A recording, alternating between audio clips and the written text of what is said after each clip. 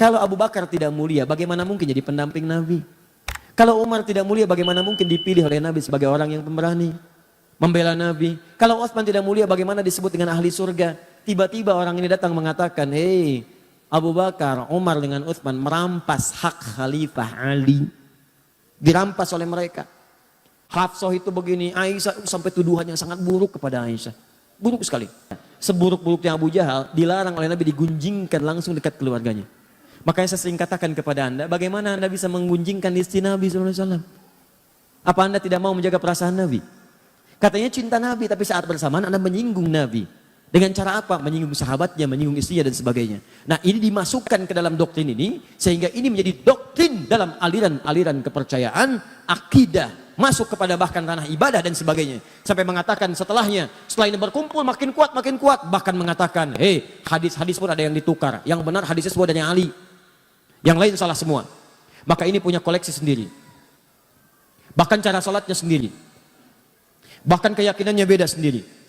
Mesti ada imam, mesti ada ini, mesti ada itu. Kalau tak taat pada imam, maka dari segi keimanannya kurang. Mesti taat. Rukun Islamnya Islam. Rukun imannya iman. Tapi jumlahnya beda. Karena nanti ada kepatuhan iman pada imamah, pada imam. Dan imam itu sifatnya maksum. Ini berbahaya lagi karena yang maksum cuma Nabi. Ini maksum itu dijaga dari salah. Cuma Nabi dan Rasul. Manusia lain tidak ada. Maka ini masuk doktrinnya, imamnya maksum. Bismillahirrahmanirrahim. Assalamualaikum warahmatullahi wabarakatuh. Ali termasuk Ali Bait, Ali termasuk ini, termasuk itu dan sebagainya. Kita sepakat Ali mulia. Ali mulia. Kata sahabat Nabi, menantu Nabi, keluar kita muliakan. Dan kita pun sepakat Abu Bakar mulia. Umar mulia, Utsman mulia. Jelas ya? Fair kan? Objektif kan? Objektif. Kita tidak ingin bermusuhan, kita gali sejarahnya, kita lihat. Kalau Abu Bakar tidak mulia, bagaimana mungkin jadi pendamping Nabi? Kalau Umar tidak mulia, bagaimana mungkin dipilih oleh Nabi sebagai orang yang pemberani, membela Nabi? Kalau Utsman tidak mulia, bagaimana disebut dengan ahli surga? Tiba-tiba orang ini datang mengatakan, hei Abu Bakar, Umar dengan Utsman merampas hak Khalifah Ali. Dirampas oleh mereka. Hafsah itu begini, Aisyah sampai tuduhan yang sangat buruk kepada Aisyah. Buruk sekali. Disebut perempuan yang saya nggak bisa ungkapkan lah. Nggak nyaman gitu. Anda bayangkan ya, Anda kenal Abu Jahal? Udah ngapus yang salah. Kenal Abu Jahal. Luar biasa. Cuma di sore yang tapi nggak apa-apa mas, di Palembang ada yang kenal Fir'aun. Jadi, sampai mana tadi? Nah, perampas, Aisyah dituduh. Anda bayangkan Abu Jahal aja, itu kan musuh Nabi paling buruk, pengen bunuh Nabi. Tapi jangan lupa, dia punya anak namanya Ikrimah. Seorang pemuda, ahli berkuda, pembela Nabi. Apa yang terjadi? Pertama, jangan suka menjudge orang lain, boleh jadi keturunannya tidak seperti atasnya. Atau sebaliknya. Yang kedua, ketika Ikrimah sedang berada di lingkungan sahabat, Nabi melarang mengungkit tentang ayahnya. Jangan bicarakan ayahnya, jangan menyinggung anaknya. Karena Ikrimah saudara kita. Seburuk-buruknya Abu Jahal dilarang oleh Nabi digunjingkan langsung dekat keluarganya. Makanya saya sering katakan kepada Anda, bagaimana Anda bisa menggunjingkan istri Nabi SAW? Apa Anda tidak mau menjaga perasaan Nabi? Katanya cinta Nabi, tapi saat bersamaan Anda menyinggung Nabi. Dengan cara apa? Menyinggung sahabatnya, menyinggung istrinya dan sebagainya. Nah, ini dimasukkan ke dalam doktrin ini, sehingga ini menjadi doktrin dalam aliran-aliran kepercayaan, akidah, masuk kepada bahkan ranah ibadah dan sebagainya. Sampai mengatakan setelahnya, setelah ini berkumpul makin kuat, bahkan mengatakan, hei hadis-hadis pun ada yang ditukar. Yang benar hadisnya semua dari Ali. Yang lain salah semua. Maka ini punya koleksi sendiri. Bahkan cara sholatnya sendiri. Bahkan keyakinannya beda sendiri. Mesti ada imam, mesti ada ini, mesti ada itu. Kalau tak taat pada imam, maka dari segi keimanannya kurang. Mesti taat. Rukun Islamnya Islam. Rukun imannya iman. Tapi jumlahnya beda. Karena nanti ada kepatuhan iman pada imamah, pada imam. Dan imam itu sifatnya maksum. Ini berbahaya lagi karena yang maksum cuma Nabi. Ini maksum itu dijaga dari salah. Cuma Nabi dan Rasul. Manusia lain tidak ada. Maka ini masuk doktrinnya, imamnya maksum. Ya, bukan namanya maksum, bukan. Sifatnya katanya maksum. Sebutkan tuh 2, 3. Maka ini menyebar.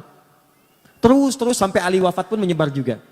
Terus sampai kekinian, bertransformasi, sampai keluar fatwa-fatwa ulama, sampai ngasih pertimbangan, tapi juga mengajak kita dengan cara yang lembut. Karena memang ada orang yang sudah nggak paham dari kecilnya udah begitu, dari lahir udah diajak begitu. Maka pada yang seperti ini jangan keras juga.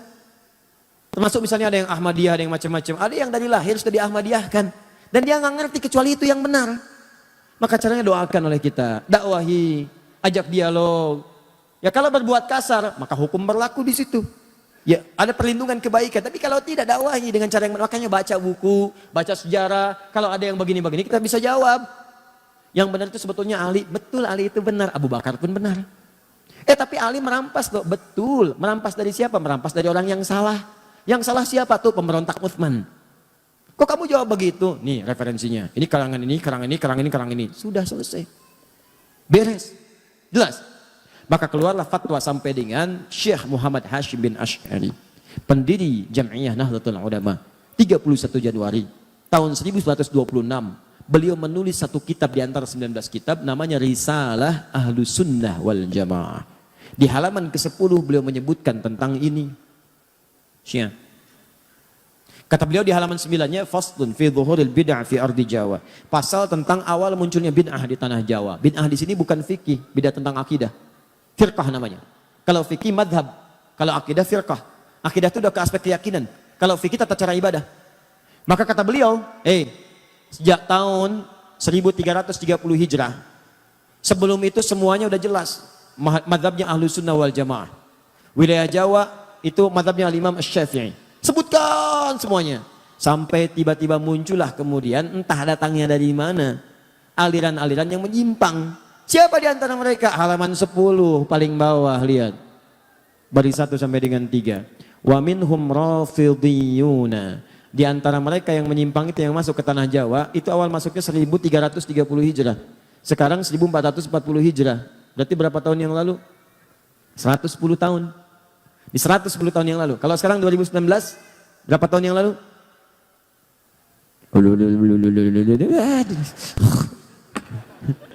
Ya pokoknya 110 tahun yang lalu, ya. Baik, datang ke tanah Jawa. Apa yang dilakukan? Rafidhiyun. Rafidhi itu menunjuk kepada orangnya, Rafid. Sifat yang disebut Rafidah. Apa Rafid itu? Menolak dengan cara yang kasar. Ya, radda menolak. Tapi menolak dengan cara yang kasar, rafadha. Minum mas. Terima kasih, itu lembut. Ini minum mas. Non cianawan aing. Oh, luar biasa. Siawani ka aing, siawani aing sieun. Oh, pokoknya. Oh, itu rafadha namanya. Itu mas. Oh, begitu ditolak orangnya namanya Rafid.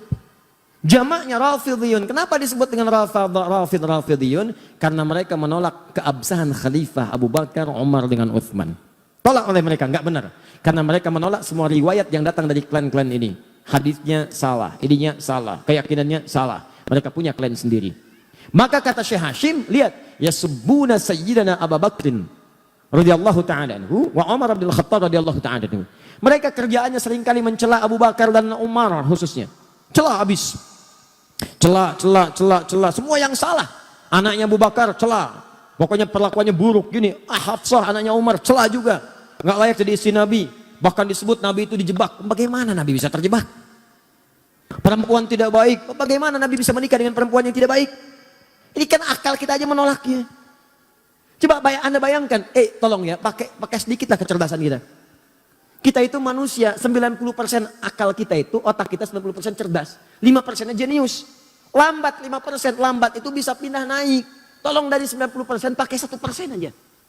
Masa iya Nabi ditipu sampai menikah dengan perempuan yang tidak baik? Bagaimana Allah bisa mengizinkan itu? Nabi kan maksum. Coba kita sadari dengan baik itu. Maka apa yang terjadi setelah itu? Dimunculkan ini semua. Kata Syekh Hashim, hati-hati dengan aliran ini. Wa yubaliguna hawa Sayyidina Ali bin Abi Thalib radhiyallahu ta'ala anhu. Dan mereka terlampau mengkultuskan Ali bin Abi Thalib. Kata beliau, kita menghormati Ali. Beliau keluarga Nabi, kita menyayanginya. Kita bersalat kepada Nabi dan keluarganya. Kita juga menyayangi Abu Bakar, disebutkan hadis-hadisnya. Menyayangi Umar, disebutkan hadisnya. Hadis tentang berprasangka baik pada sahabat. Hadis berbuat baik pada sahabat. Bahkan beliau menukil hadis halaman 11 di pertengahan. Apa yang beliau katakan? Lihat, kata Nabi, mengutip kata-kata Nabi. Kalau Rasulullah SAW akan bersabda, apa yang beliau sampaikan? Akan datang pada satu masa bagi kalian. Akan datang di satu masa bagi kalian sekelompok orang yang mereka senang mencela sahabat-sahabat saya. Tadi selesai. Jika Anda menemui mereka, lihat ini. Fala tusalli bihim wala tusalli ma'ahum. Jangan sholat dengan mereka, jangan disolatkan oleh mereka. Maksudnya mereka jadi imam, kalian makmum. Jangan berjamaah dengan mereka. Fala tunaqiuhum, jangan besanan dengan mereka. Tuh. Awas tuh. Keras sekali kalimatnya. Keras. Bahkan nanti ada nada-nada ancaman. Itu hadis Nabi disebutkan. Maksud beliau menampilkan ini ada perbuatan yang salah. Beliau bukan memaksudkan mencela orangnya. Nabi bukan memaksudkan memburuk-burukan orangnya, bukan. Maksudnya waspada, ini aliran sangat bahaya. Bisa memecah belah, bisa ribut nantinya. Maka cara kita adalah balas dengan cara-cara terbaik dengan menerangkan. Ini loh maksudnya awalnya begini. Paham ya?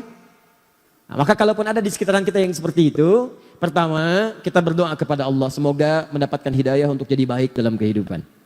Yang kedua, kitanya pun belajar, baca lagi, baca sejarah, sehingga ketika nanti diskusi kita punya argumentasi, terangkan. Kalau sudah kita terangkan gak mau juga, itu pilihan masing-masing. Jelas ya? Dan itu dijamin oleh negara, pasal 29 ayat 2. Negara terjamin kemerdekaan tiap-tiap penduduk untuk memeluk agamanya masing-masing dan beribadah meluk agama dan kepercayaannya itu. Jelas ya? Nah, maka ini tantangan dakwah yang kedua selain tadi Khawarij. Kenapa saya sampaikan ini teman-teman? Karena ini kekinian bertransformasi dan banyak bertebaran di sekitaran kita sekarang. Saya tanya, ada paham-paham yang gampang mencap kafir yang lain? Ada, bahkan sekarang lebih dahsyat. Kalau dulu mikir-mikir dulu, bunuh, itu mikir dulu. Sekarang begitu mudahnya. Tebar bom, tebar ini, tembak, eksekusi dan sebagainya. Dan yang paling berbahaya, gerakannya masif lewat media sosial sekarang. Tahukah Anda?